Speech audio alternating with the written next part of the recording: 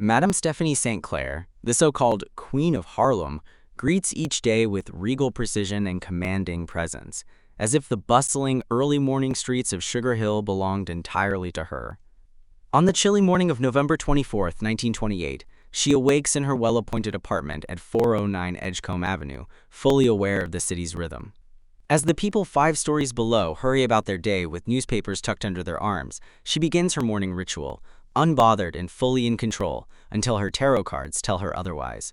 Draped in a gold robe and wrapped in her usual glamour, Stephanie sits at her vanity and draws 3 cards from her Rider-Waite tarot deck.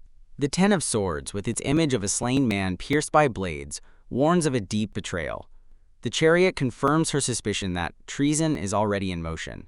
And the High Priestess reminds her that only insight and quiet cunning will protect her now. With unshaken poise, she interprets the cards not as doom, but as a signal to act.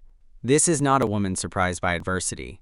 She's faced it all before, rising from a seamstress to a criminal entrepreneur with her own underground banking empire. She calls her maid Amelia and warns her to be vigilant. With the serene urgency of a woman trained by survival, she dresses quickly in a chic gray drop-waist dress, blue cloche hat, and fox fur. She commands respect from all who see her, including Jim, the elevator operator, whom she trusts implicitly, and exits her building with a signature blend of grace and steel. Meanwhile, a police raid is underway. Under Lieutenant Pfeiffer's command, Officers Tate and Boccaglini scale the fire escape of 409 Edgecombe using a ladder borrowed from the corner bodega. Despite their attempt at discretion, neighborhood children, newspaper sellers, and part-time numbers runners spot the movement. One boy, smart and loyal, runs to warn Madame St. Clair. Inside the building, the officers break into the wrong apartment, Mrs. Mary Lightfoot's, causing panic and confusion before continuing through the connected fire escape to reach St. Clair's home. Mrs. Lightfoot and her maid Winifred act quickly. One phones Madame St. Clair, the other rushes to warn her maids, Mildred and Amelia, but it's already too late. When the officers smash through Stephanie's bedroom window, Amelia, who had tipped them off originally in hopes of a quick payday, realizes the betrayal has spiraled beyond her control. She protests the ransacking and theft of $400 from a tin box, pleading that this wasn't part of the deal. Her cries are met with handcuffs and rough handling as the police destroy the apartment, leaving a trail of blood, broken glass, and desecrated luxury in their wake. Mildred, calm and treacherous, whistles at the kitchen sink, feigning innocence as the apartment is overturned. Her detachment is chilling. She is clearly the true informant. Pfeiffer breaks into Stephanie's hall closet using a key, suggesting inside knowledge, and uncovers a burlap sack of policy slips, incriminating evidence that no seasoned operator like St. Clair would ever have stored at home. The staging is obvious to Jim, Winifred, and anyone else who knew Madame Queen's careful habits. The slips were planted.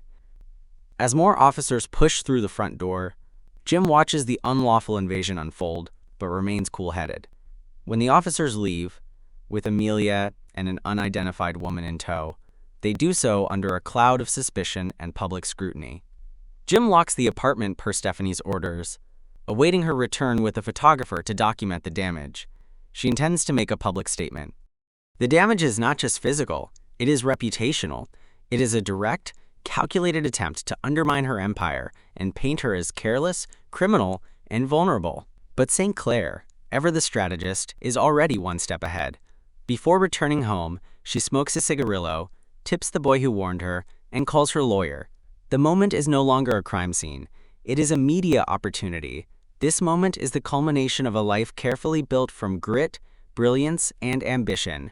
Born in Guadeloupe, Stephanie was sent to America by her mother, Anselin, at age 13. Her journey, though launched in hardship, became one of transformation. She carved her place in the New York underworld, not just with force, but with intellect, commanding Harlem's policy banking trade, an underground lottery system, with precision, charm, and an unwavering sense of self-worth. Every detail in her life is curated: her wardrobe, her friendships, her alliances. She consorts with figures like Alelia Walker, daughter of hair care mogul Madam C.J. Walker, navigating Harlem's social elite with ease. Yet beneath the elegance lies a steel spine. She is never merely reacting to the world around her, she is shaping it. The betrayal that morning might have shaken a lesser person, but not St. Clair. Her response is measured, strategic, and public. She does not clean up the mess. She photographs it. She makes sure the community sees what the law has done to one of their own. She transforms victimhood into vengeance. The narrative is rich, with imagined yet faithful detail.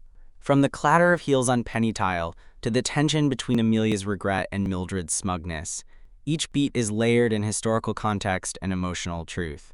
While the dialogue may be speculative, the framework is grounded in documented facts. There was a raid. There were arrests.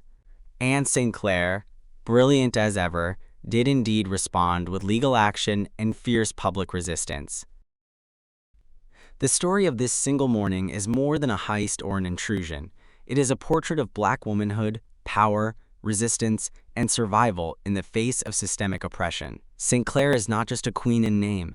She holds power in a city that would rather see her silent or destroyed. But she speaks, she fights, and she always prepares for the next move. The community of Sugar Hill watches her not just because she is flamboyant or wealthy, but because she commands loyalty and represents possibility.